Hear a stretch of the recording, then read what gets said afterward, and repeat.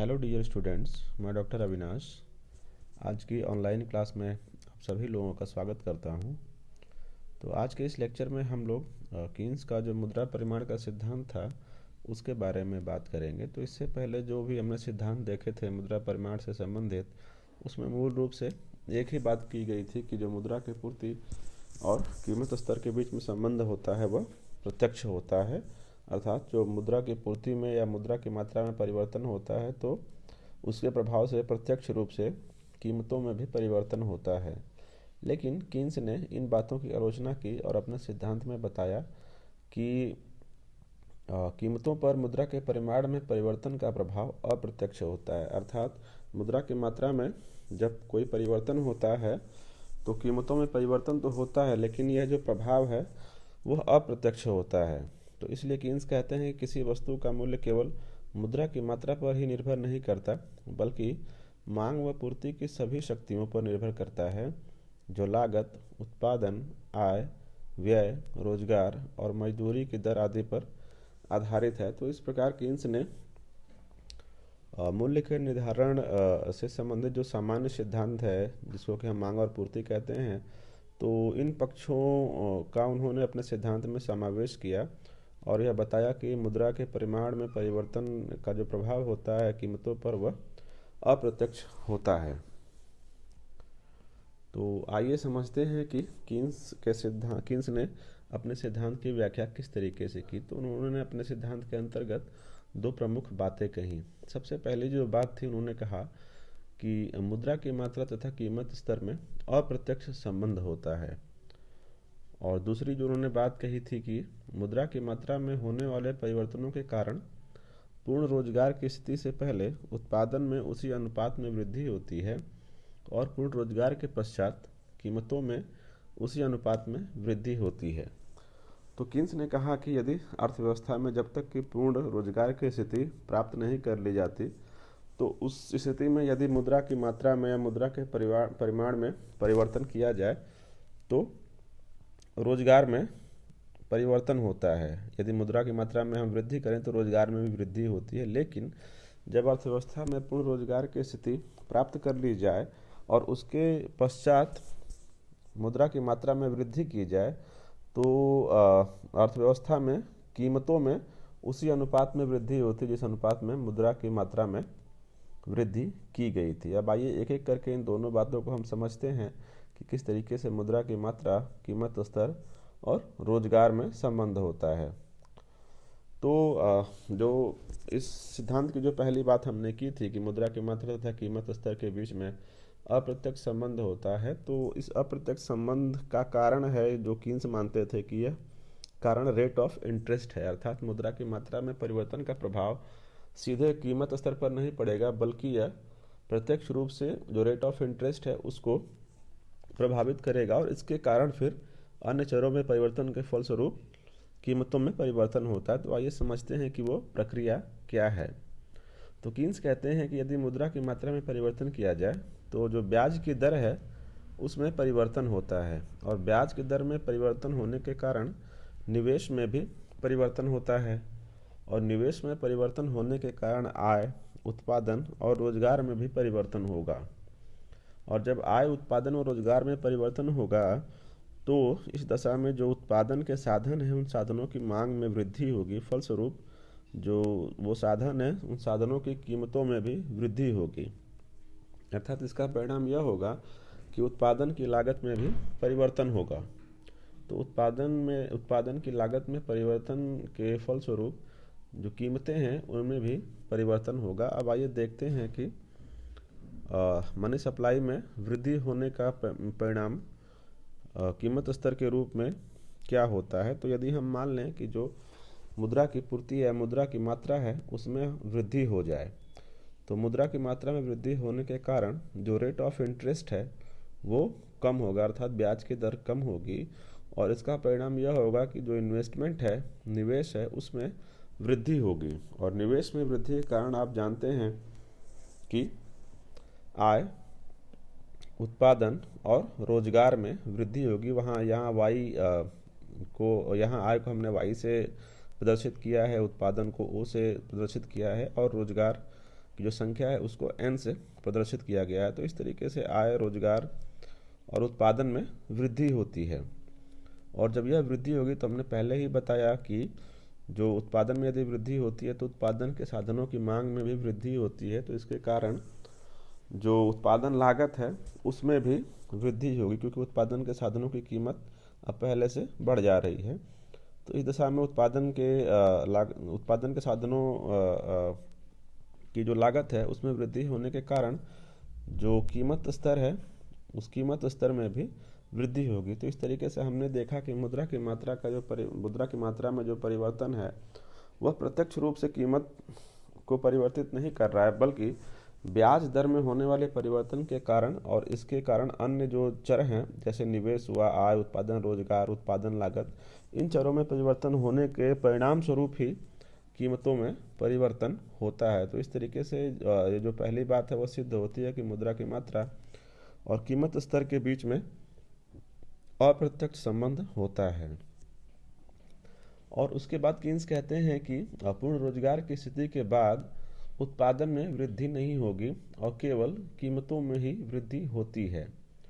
तो इस तरीके से कीन्स ने कहा कि मुद्रा की मात्रा का कीमत स्तर पर प्रत्यक्ष प्रभाव न होकर ब्याज की दर के माध्यम से अप्रत्यक्ष प्रभाव पड़ता है। अब कीन्स के सिद्धांत की जो दूसरी प्रमुख बात थी जिसमें उन्होंने कहा था कि मुद्रा की मात्रा, उत्पादन और कीमतों के बीच में क्या संबंध होता है, तो अब आइए उस बात को हम समझते हैं। तो कीन्स कहते हैं कि जब तक अर्थव्यवस्था में बेरोजगारी की स्थिति बनी रहती है तब तक मुद्रा की मात्रा में वृद्धि के कारण उत्पादन तथा रोजगार बढ़ता है।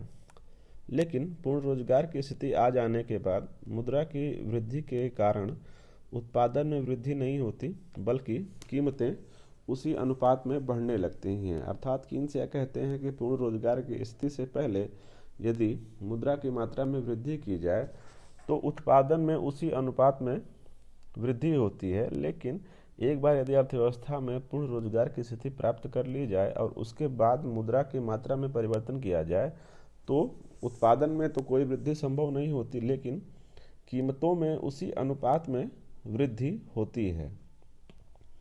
अब इस बात को हम इस फिगर के माध्यम से समझते हैं।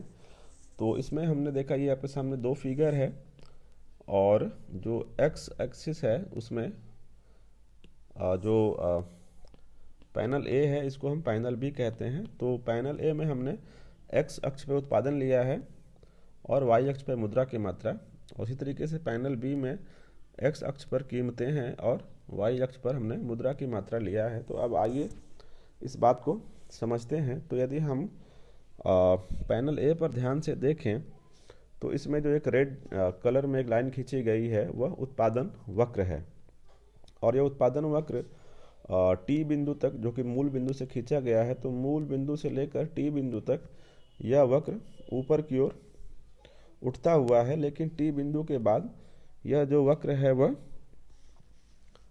ऊर्ध्वाधर हो जाता है, अर्थात यह खड़ी रेखा के रूप में हो जाता है। तो अब इस स्थिति में हम यदि देखें कि मुद्रा की मात्रा में यदि वृद्धि की जाती है तो टी बिंदु तक, जो पूर्ण रोजगार का बिंदु है, तो टी बिंदु तक उत्पादन में भी वृद्धि होती है। उदाहरण के लिए यदि हम देखें कि मुद्रा की मात्रा यदि के है तो उत्पादन क्यू है या ओ क्यू है, लेकिन मुद्रा की मात्रा यदि बढ़ करके एल हो जाती है तो उत्पादन भी क्यू से बढ़कर Q1 हो जाता है। और ये अगर यदि इसको हम अनुपात में देखेंगे तो इन दोनों का अनुपात बराबर है। इसी तरीके से यदि मुद्रा की मात्रा बढ़ करके OM हो जाती है तो उत्पादन का स्तर भी बढ़ करके OQF हो जाता है, और जो QF जो उत्पादन का स्तर है यह पूर्ण रोजगार से संबंधित है, अर्थात यहाँ पर अर्थव्यवस्था में पूर्ण रोजगार की स्थिति प्राप्त कर ली जाती है। अब इसके बाद यदि हम मुद्रा की मात्रा में वृद्धि करें तो देखेंगे कि उत्पादन में किसी भी प्रकार की वृद्धि नहीं होती है। तो इस तरीके से यहाँ इस फिगर में हमने देखा कि मुद्रा की मात्रा में जो वृद्धि होती है तो पूर्ण रोजगार की स्थिति तक उसके परिवर्तन से उत्पादन में भी प्रत्यक्ष रूप से और अनुपातिक रूप से परिवर्तन होता है। लेकिन टी बिंदु या पूर्ण रोजगार बिंदु के बाद मुद्रा की मात्रा में कोई भी परिवर्तन उत्पादन की मात्रा में परिवर्तन नहीं लाएगा। अब हम यदि बी पैनल को देखें तो इसमें जो है मुद्रा की मात्रा और कीमतों के बीच संबंध को प्रदर्शित किया गया है। और यहाँ पर जो एक रेड लाइन में रेड कलर में जो लाइन खींची गई है वह कीमत वक्र है। तो यदि हम ध्यान से देखें तो आर बिंदु तक, जहाँ पर कि जो कि यह बिंदु पूर्ण रोजगार से संबंधित है, तो इस बिंदु तक यदि मुद्रा की मात्रा में वृद्धि की जाए तो कीमतों में कोई परिवर्तन नहीं होता है। उदाहरण के लिए यदि हम यहाँ से देखें कि मान लीजिए यह मुद्रा की मात्रा के है, तब भी प्राइस लेवल पी ही रहेगा। मुद्रा की मात्रा फिर से यदि हम एल कर दें तो प्राइस लेवल भी पी ही रहता है, और मुद्रा की मात्रा यदि एम हो जाए तब भी कीमत स्तर वही रहता है।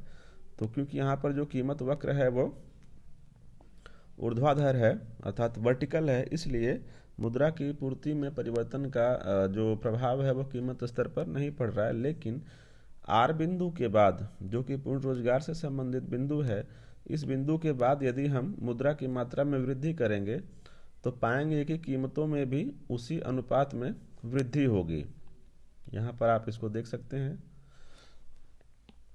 तो यदि हम मुद्रा की मात्रा में वृद्धि करेंगे तो पाएंगे कि कीमत में भी वृद्धि होती है। तो इन दो ग्राफ के माध्यम से हम इस बात को बहुत आसानी से समझ सकते हैं कि मुद्रा की मात्रा में वृद्धि की जाए तो पूर्ण रोजगार की स्थिति से पहले उत्पादन में वृद्धि होती है, लेकिन कीमतों में कोई वृद्धि नहीं होती है। लेकिन इस पूर्ण रोजगार बिंदु के बाद, अर्थात जो टी बिंदु है, इस बिंदु के बाद यदि मुद्रा की मात्रा में वृद्धि की जाए तो उत्पादन में कोई वृद्धि नहीं होती है, लेकिन कीमत स्तर में उसी अनुपात में वृद्धि होती है।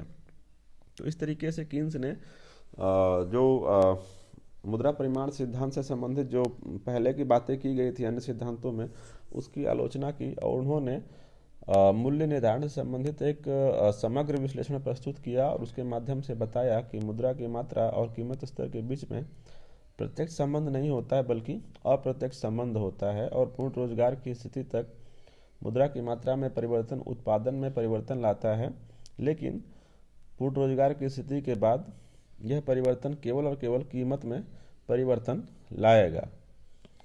कीन्स ने कुछ विशेष परिस्थितियों में यह भी बात की कि यदि कुछ विशेष परिस्थितियां ऐसी हों तो उसमें मुद्रा की मात्रा में जो वृद्धि होती है तो उसका प्रभाव उत्पादन तथा कीमतों दोनों पर साथ साथ पड़ता है। तो उसके उन्होंने कुछ कंडीशंस की बात की थी कि यदि अर्थव्यवस्था में कुछ ऐसी परिस्थितियां विद्यमान हो तो मुद्रा की मात्रा में परिवर्तन का प्रभाव उत्पादन तथा कीमतों दोनों पर पड़ता है। तो उन्होंने माना यदि ऐसा होगा, यदि कि बाजार में अपूर्णता की स्थिति विद्यमान हो, या दूसरा एक कारण है कि जो मजदूरों की जो सौदा करने की शक्ति है उसमें वृद्धि हो जाए, और तीसरा कारण वह मानते थे कि यदि उत्पादन में घटते प्रतिफल का नियम लागू हो जाए और सीमांत लागत बढ़ जाए, तो इन सभी दशाओं के कारण मुद्रा की मात्रा में परिवर्तन का प्रभाव उत्पादन तथा कीमतों पर पड़ेगा, यदि पूर्ण रोजगार की स्थिति विद्यमान नहीं है तब भी।